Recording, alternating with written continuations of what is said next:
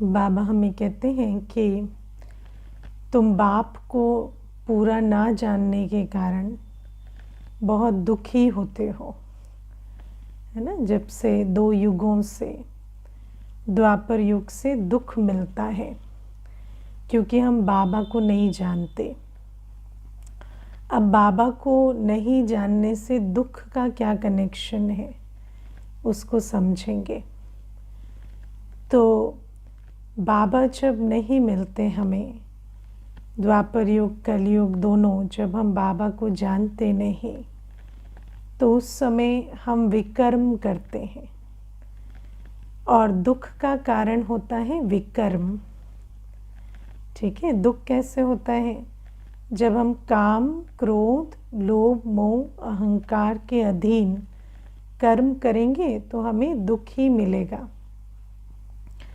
5 विकारों के अधीन किया गया कर्म कभी हमें सुख नहीं दे सकता। तो ये जो विकारों के अधीन हम कर्म क्यों करते चले आते हैं?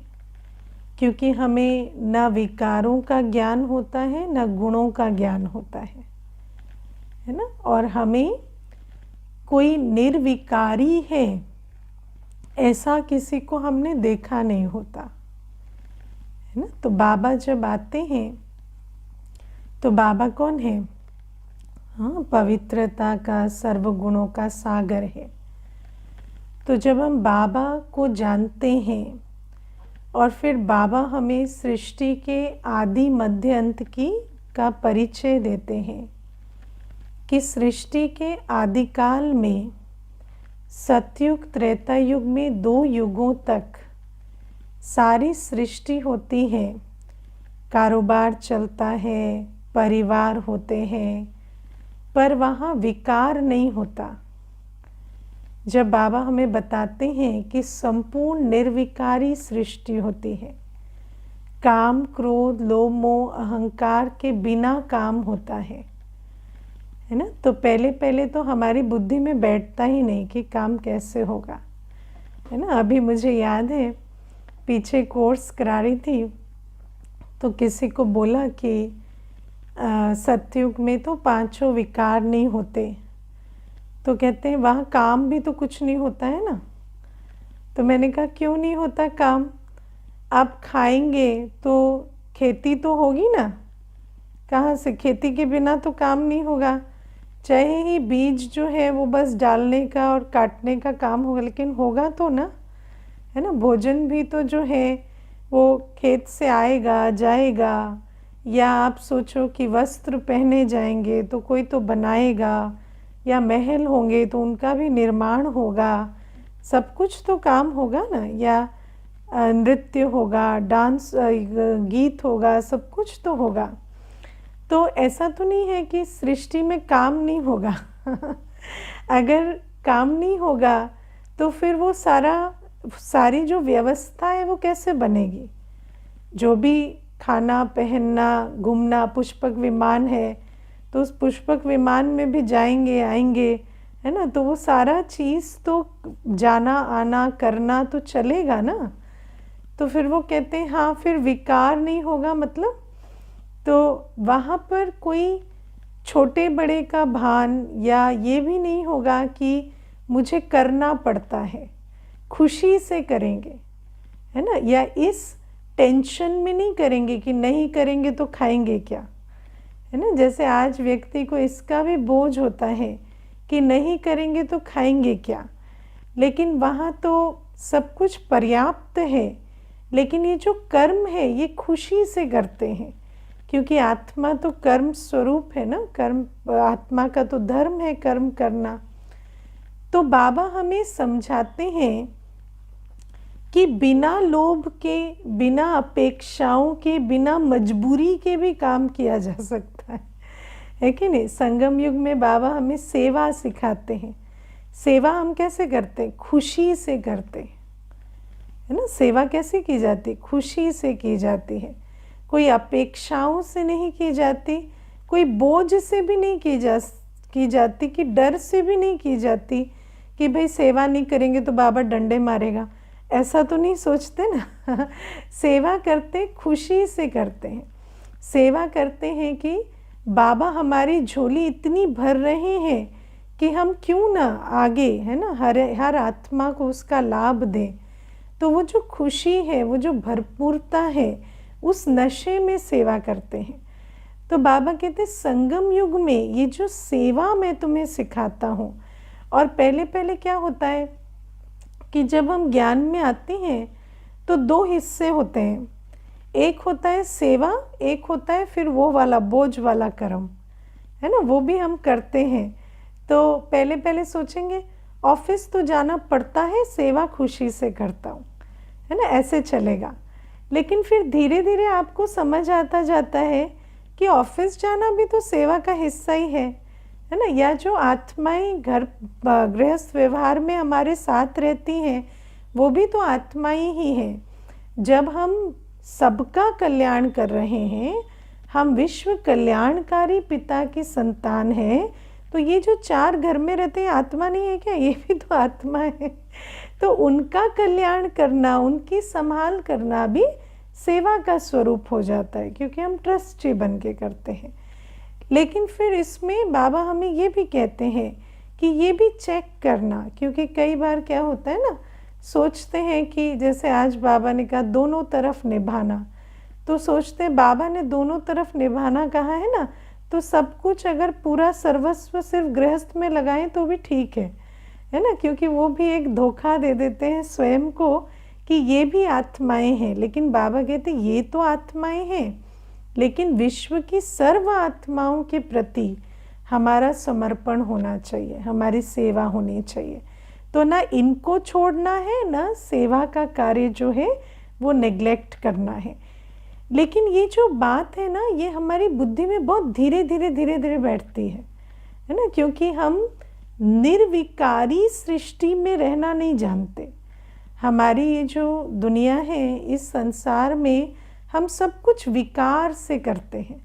तो हमें संबंध में मोह ना हो, काम विकार ना हो, वो नहीं पता कैसा होता है। तो बाबा हमें अपनी पहचान, क्योंकि बाबा आकर, बाबा कैसा है, पवित्रता का, गुणों का सागर है। तो बाबा की का जो व्यक्तित्व है, या बाबा में तो कोई विकार नहीं है ना। तो बाबा का हर कर्म कैसा है, एक निर्विकारी कर्म है। तो बाबा को जब हम देखते हैं, हम अपने आप को जब ईश्वरीय संतान के रूप में देखते हैं, और जब हम अपने सतयुगी स्वरूप को पहचानने लगते हैं कि वहाँ 2 युगों तक हम संपूर्ण निर्विकारी रहे, कैसे शरीर, संसार, कारोबार, व्यापार सब संभालते हैं, तो धीरे धीरे हमारे अंदर दुनिया में रहते, संसार में रहते निर्विकारी होने की शक्ति आती जाती है। और दुख से हम सिर्फ और सिर्फ तब छूट सकते हैं जब हम विकारों को छोड़ेंगे। अगर हमारे जीवन में विकार है तो दुख खत्म हो नहीं सकता, है ना। अब देखो, जब बाबा नहीं होते तो हम किससे सीखते हैं? विकारियों से सीखते हैं, है ना। और जब हम विकारियों से सीखते हैं ना, क्योंकि हमारा बुद्धि योग तो विकारी के साथ ही होता है, माता पिता, भाई बहन सब तो विकारों में ही है ना। देखो, कहने में अच्छा नहीं लगता माता पिता विकारी, लेकिन है ना। तो सब तो लौकिक में, दुनिया में हर आत्मा कैसी विकारी है। तो विकारी आत्मा हमें क्या सिखाती है? विकार ज़रूरी है, इनके बिना नहीं रह सकते, यही सिखाती है ना। और कई बार क्या होता है कि जब हम विकारी के संग में रहते हैं तो हम विकारी बन जाते हैं। कई बार हम विकारी के संग में रहते हैं, हमें समझ तो आता है कि ये विकार है, लेकिन हम ना चाहते हुए भी हम उस विकार का शिकार बनते हैं।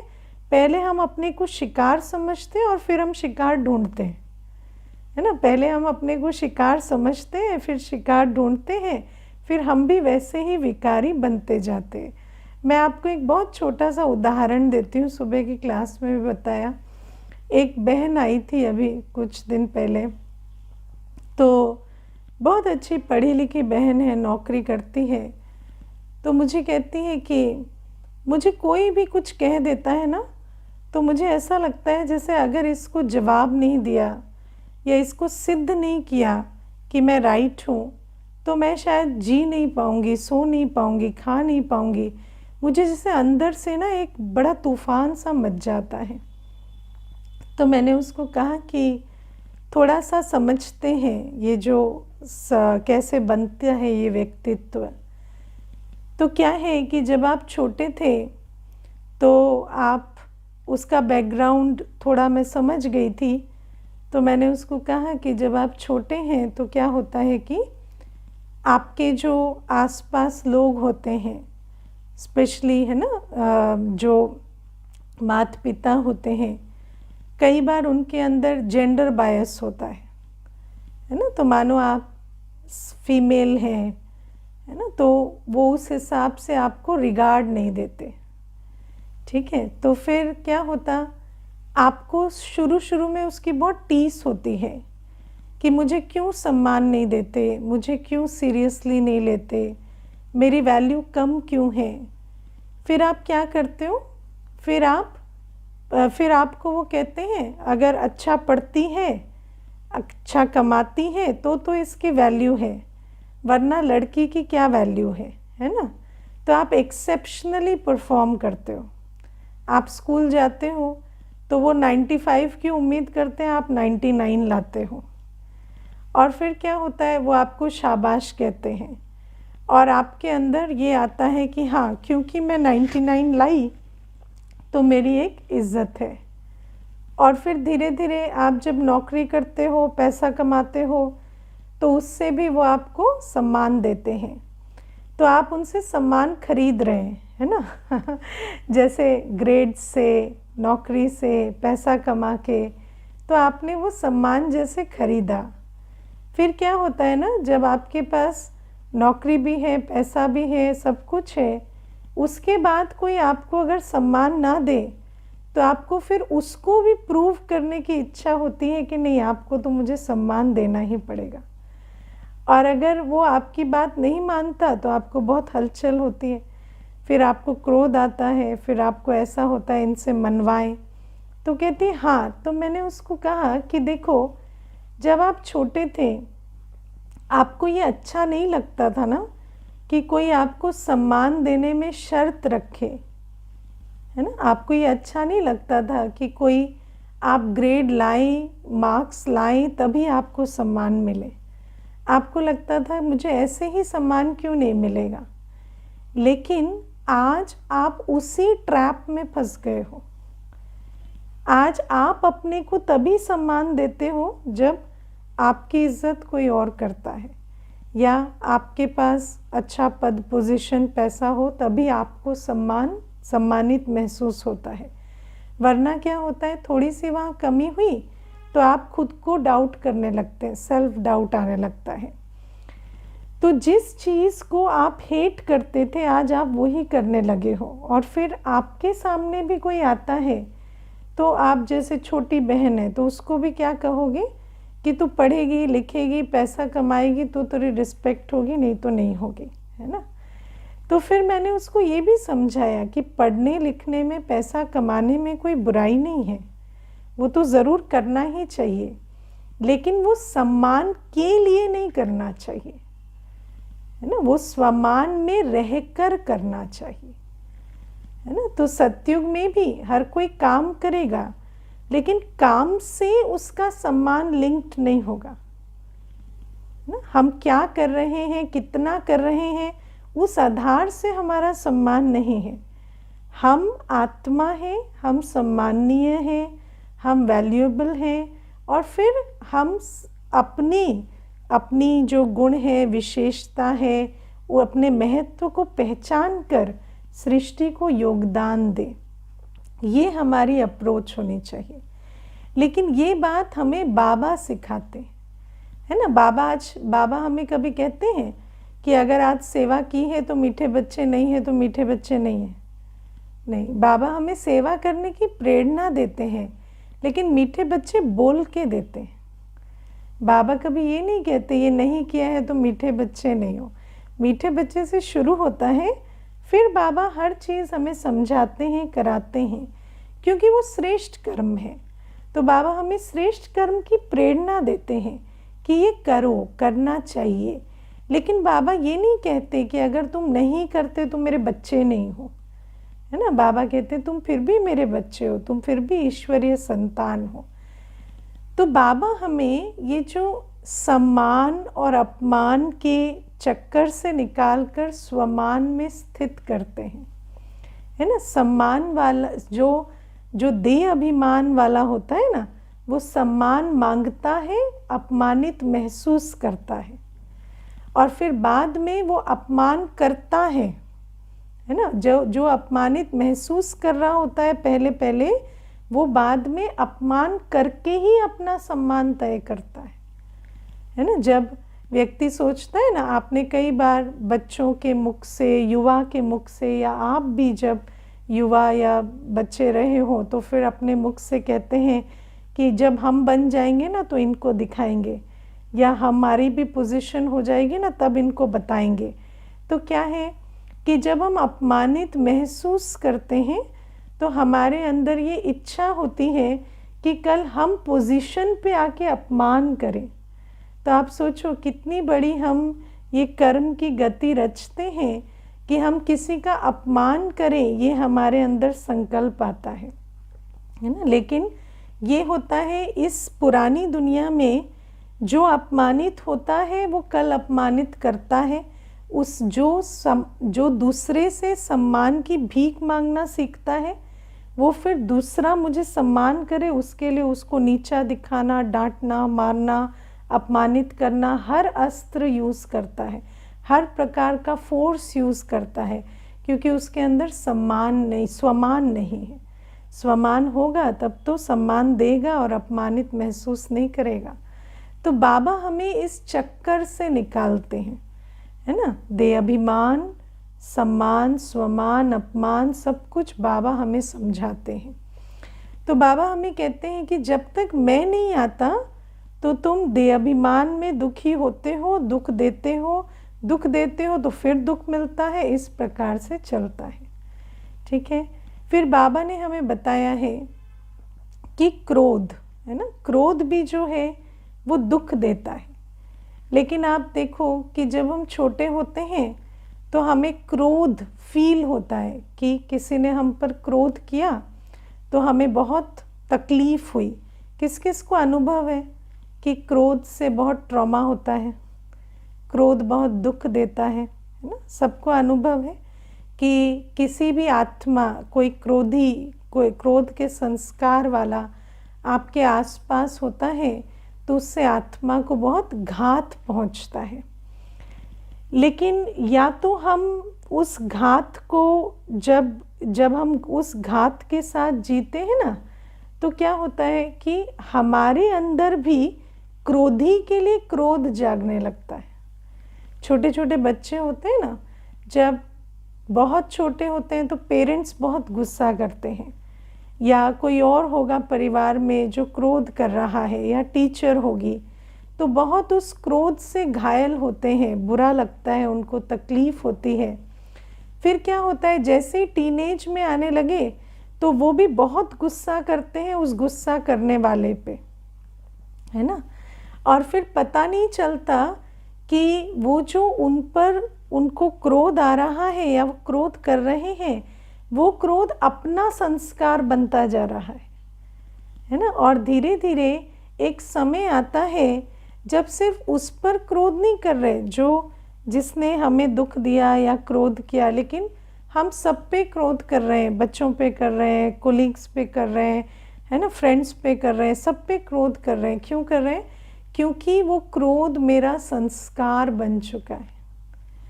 और क्रोध तो ऐसा अंधा कर देता है कि अपने आप को पता भी नहीं चलता कि मैं क्रोध कर रहा हूँ, है ना। क्योंकि क्रोध के पीछे हमने क्या समझ लिया है, वो प्रोग्रामिंग कर देते हैं ना। क्योंकि समाज में भी देखो, जब सब कामी क्रोधी हैं, जब सबके अंदर 5 विकार हैं, तो इन 5 विकारों की सृष्टि में 5 विकारों को बहुत सम्मान भी दे दिया गया है। तो क्रोधी को क्या कहते हैं कि ये क्रोध तो करता है लेकिन कभी गलत बात पे नहीं करता, है ना। आप लोग देखेंगे आसपास भी ये बात बहुत चलती है, गुस्सा तो ये करते हैं लेकिन कभी गलत बात पे नहीं करते, है ना। तो व्यक्ति को ये भी सिखा दिया गया है कि जो बात आपके हिसाब से राइट है, अगर आप उस पे गुस्सा कर रहे हैं तो वो जो गुस्सा है वो रॉन्ग नहीं है।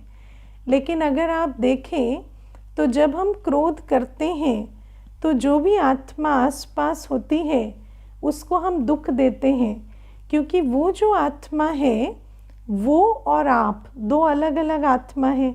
तो जो आपके हिसाब से राइट है उसके हिसाब से राइट नहीं है। और जब आप अपने राइट में स्थित होकर उसको गुस्सा कर रहे हैं तो उसको बात समझ नहीं आ रही, उसको क्या हो रहा है, सिर्फ दुख होता है कि नहीं। जब आपको भी सामने वाला अपने को राइट समझ के गुस्सा करता है तो आपको क्या फीलिंग आती है, सिर्फ दुख की। आपको उसकी बात समझ में नहीं आती, क्योंकि आपकी जो स्थिति है उसकी स्थिति है अलग अलग है, आपके संस्कार उसके संस्कार अलग अलग हैं। तो वो जिस बात पे क्रोध कर रहा है वो बात आपकी समझ में नहीं आ रही, आपको सिर्फ दुख हो रहा है।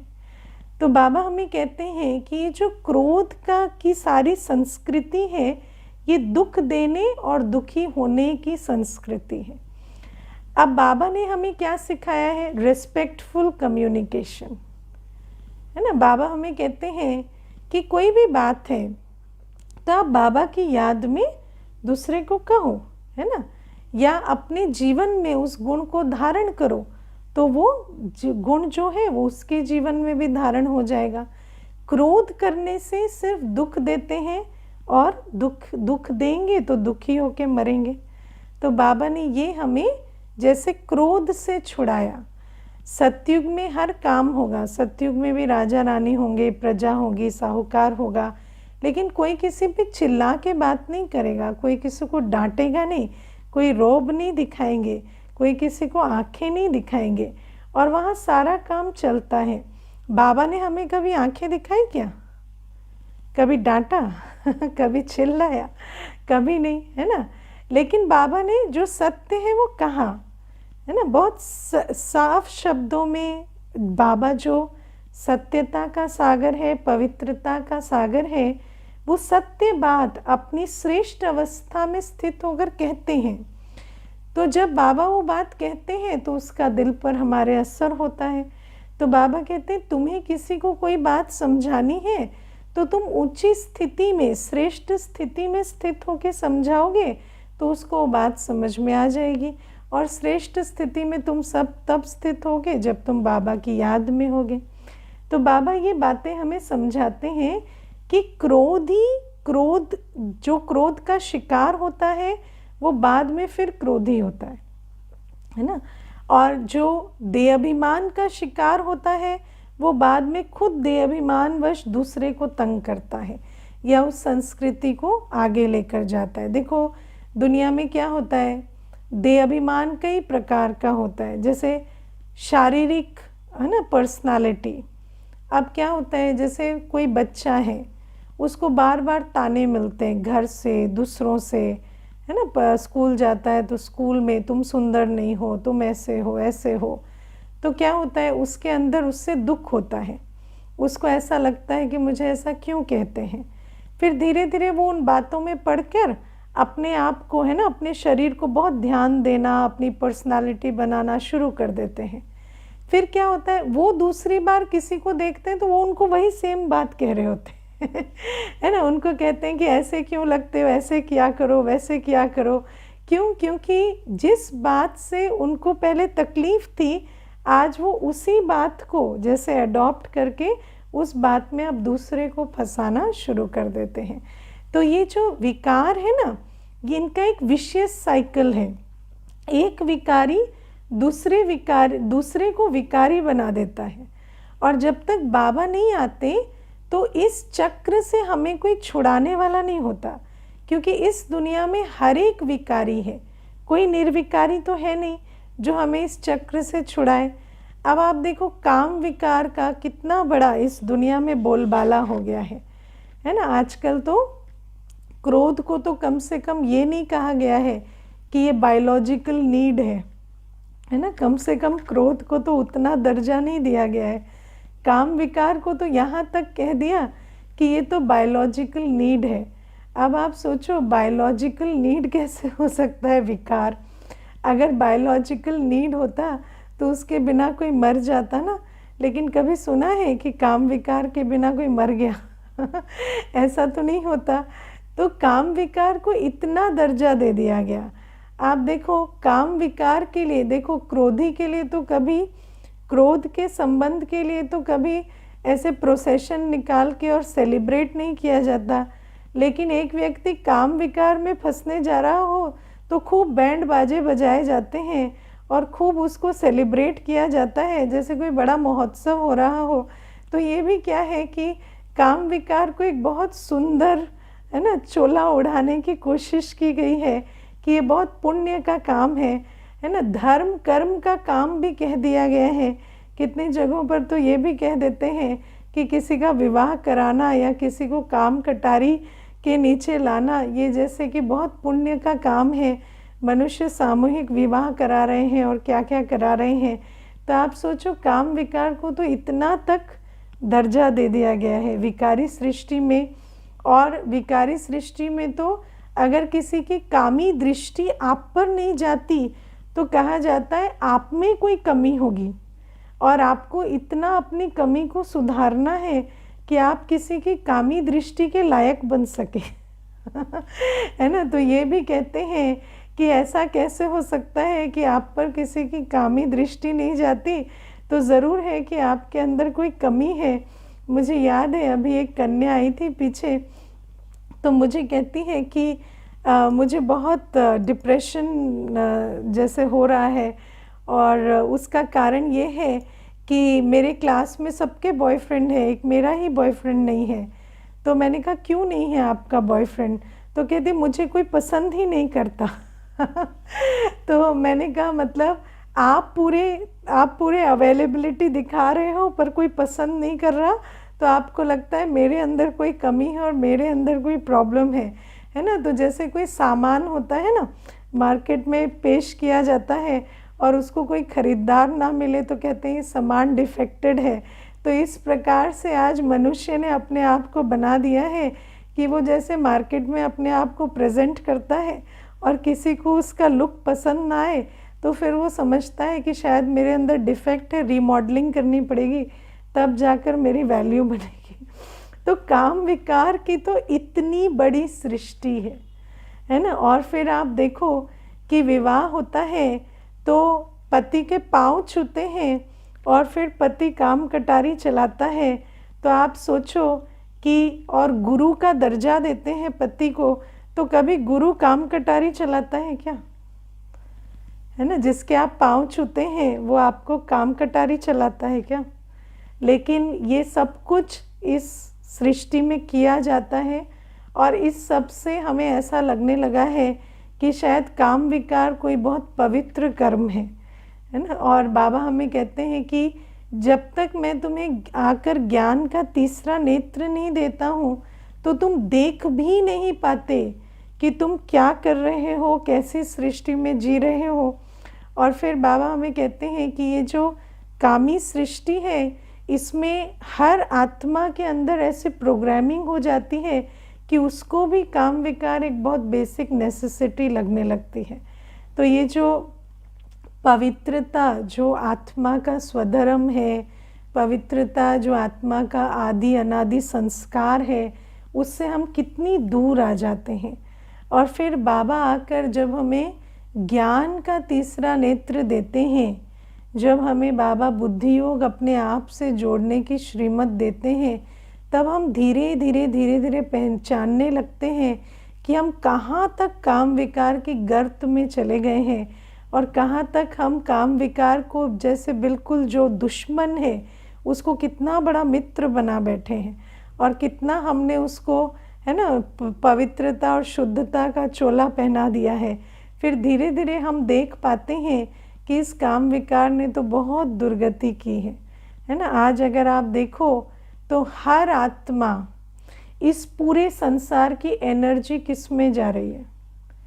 आप सोचो, इस संसार में इतनी आत्माएं हैं विचार करके कभी देखो, एक ब्रह्मा बाबा ने पवित्रता के आधार से, श्रीमत के आधार से इतना बड़ा यज्ञ बना दिया, जिस यज्ञ से आज तक लाखों आत्माओं की, करोड़ों आत्माओं की पालना हो रही है। और आप सोचो, एक आत्मा है ब्रह्मा बाबा, और ऐसी कितनी आत्माएं हैं इस संसार में। आज वो सारी आत्माएं मिलके क्या कर रही हैं, और कैसे इस सृष्टि की दुर्गति हो रही, कहाँ बिजी है सब? तो सब बिजी है काम और क्रोध में। सब कहाँ बिजी है? माया ने कहाँ बिजी कर रखा है? मुख्य तो काम विकार में ही बिजी कर रखा है। आप कोई भी डेटा देखो, आज आप संसार का कोई भी डेटा उठा के देखो, आप न्यूज़ का देखो, आप टेलीविज़न प्रोग्राम्स का देखो, आप इंटरनेट का देखो, मेजर कंटेंट जो देखा जाता है वो कामी कंटेंट है। और हर आत्मा सारे दिन काम विकार में गोते खा रही है, और उसी कारण इस दुनिया का सत्यानाश हो रहा है। आत्मा ना अपने गुणों को, ना अपनी शक्तियों को, ना अपनी जिम्मेवारियों को, किसी चीज़ को रियलाइज़ नहीं कर रही। बस दिन प्रतिदिन ये काम अग्नि जो है ये बढ़ती जा रही है, और इसमें हर आत्मा और साथ साथ ये पूरा विश्व जैसे जलकर भस्म हो रहा है। तो बाबा हमें आकर दिखाते हैं कि काम विकार आत्मिक शक्ति का कितना बड़ा दुश्मन है, और कैसे इसके कारण ये जो हम आत्माएं, जो परमात्मा की संतान हैं, जो मास्टर पतित पावन, मास्टर विश्व कल्याणकारी, मास्टर स्नेह शक्ति के सागर बन सकते हैं, हमारा क्या हाल हो गया है। तो बाबा हमें ये बात समझाते हैं, और जब तक बाबा नहीं आते तब तक ना तो हम काम विकार से होने वाले डैमेज को पहचान पाते हैं, ना ही पवित्रता की शक्ति को पहचान पाते हैं। आप सोचो, आज सिर्फ पवित्रता की शक्ति से ब्रह्मा बाबा ने इतना बड़ा कार्य किया। शिव बाबा से कौन सी शक्ति ली? सत्य ज्ञान के आधार से पवित्रता की शक्ति। उस पवित्रता की शक्ति से अनेकों के जीवन पवित्र बने, अनेकों का कल्याण हुआ, इतना बड़ा विश्व कल्याण का कार्य चलता है। और आप सोचो, सारी दुनिया की दुर्गति का कारण भी क्या है? वही एक अपवित्रता, वही काम विकार। लेकिन जब तक बाबा नहीं आते ना, तब तक हम इस बात को समझ नहीं पाते। और आप देखो, आजकल तो क्या है कि व्यक्ति को ये भी समझ में नहीं आता कि ये जो इतना जो काम विकार को इतने सुंदर चोले में ढका हुआ है, तो मनुष्य समझ भी नहीं पाता।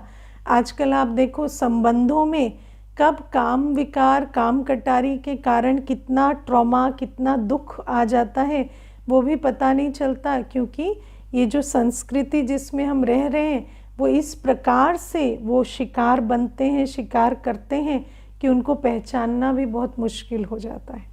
तो बाबा ये सारी बातें हमें समझाते हैं। फिर बाबा कहते हैं, लोभ देखो, लोभ कैसा है ना? हर एक आत्मा जो है वो लोभ और इच्छाओं की अग्नि में जल रही है। और बाबा हमें कहते हैं कि इस लोभ के कारण किसी भी आत्मा के अंदर आज संतुष्टता नहीं है। दुनिया में कहा जाता है, लोभी नर कंगाल है, दुख पावत दुख देत, है ना? तो जो लोभी होता है ना, उसको हमेशा लगेगा कि मेरे पास कम है।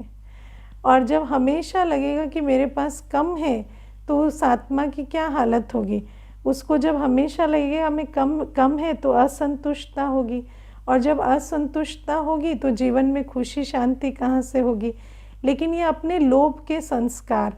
और आप देखो, आजकल तो हम बचपन से ही बच्चों को सिखा देते हैं कि बच्चे 95 में भी संतुष्ट नहीं होना, खुश नहीं होना, 99.99 में संतुष्ट होना जाके, है ना? तो क्या है, हमने वो इच्छाओं का चक्कर ऐसा फैला दिया है कि वो आत्मा, जैसे माता पिता कभी खुश नहीं हुए, ऐसे बच्चा भी मरते दम तक और खुश नहीं हो पा रहा क्योंकि उस लोभ और उस इच्छाओं के चक्कर में हमने उसको ऐसा डाला है कि उसकी खुशी शांति सब अंत काल तक दुखी ही रहे, उसका पूरा इंतज़ाम कर दिया है। अब बाबा हमें कहते हैं, ये जो विकारी है ना, ये जैसे मृग तृष्णा की तरह, आज बाबा ने बहुत अच्छा एग्जाम्पल दिया है। दुर्योधन का, कि जैसे दुर्योधन मृग तृष्णा के पीछे भागा है ना, कि उसको कांच जो है वो कांच और पानी में फ़र्क नहीं पता चला और फिर पानी में उतर गया और कांच समझकर। तो बाबा कहते इसी प्रकार से ये जो मृग तृष्णा है, विकारी जो है, वो हमेशा सोचता है कि विकारों की जीवन में सुख शांति है या विकारों से प्राप्ति होगी, और वो जो विकारी है वो दुर्योधन की तरह जो है वो मृग तृष्णा के पीछे भागता रहता है। और मान लो कोई उस बात को मना करे, है ना, जैसे शास्त्रों में दिखाते हैं कि द्रौपदी ने क्या कह दिया दुर्योधन को, अंधे का पुत्र अंधा, है ना, तो क्या कह दिया कि जैसे अंधे का पुत्र अंधा मतलब क्या है, अभी जैसे हमें समझ आने लगता है कि अज्ञान की दुनिया में रहते रहते हम भी अज्ञानी हो गए हैं या हम भी विकारों को ही ठीक समझने लगे हैं। तो अब मानो द्रौपदी ये बात कह दे तो फिर उसको रक्षा की ज़रूरत पड़ती है क्योंकि वहाँ पर उस पर अटैक होता है। जैसे आज आप विकारी दुनिया में जब पवित्रता की बात करते हो या क्रोधी को शांत रहने के लिए कहते हो तो फिर उसके अंदर और क्रोध अग्नि प्रज्वलित होती है और वो आप ही को अटैक करना शुरू कर देता है। तो बाबा कहते हैं ये जो दुर्योधन और द्रौपदी की कहानी है वो भी यही हो रही है कि दुर्योधन तो अपने विकारों के कारण भ्रम में जी रहा है कि यही सुख है, यही शांति है और हर एक को उसी तरफ ले जा रहा है। लेकिन अगर आप उसे बता दें कि ये तो अंधे का पुत्र अंधा वाली बात है और हम विकारी जीवन जीते जीते हमें पता ही नहीं चलता कि ये विकार है, तो फिर वो आप पर भी क्रोध करना शुरू कर देते हैं और फिर उस आधार से फिर द्रौपदी की लाज भगवान को रखनी पड़ती है।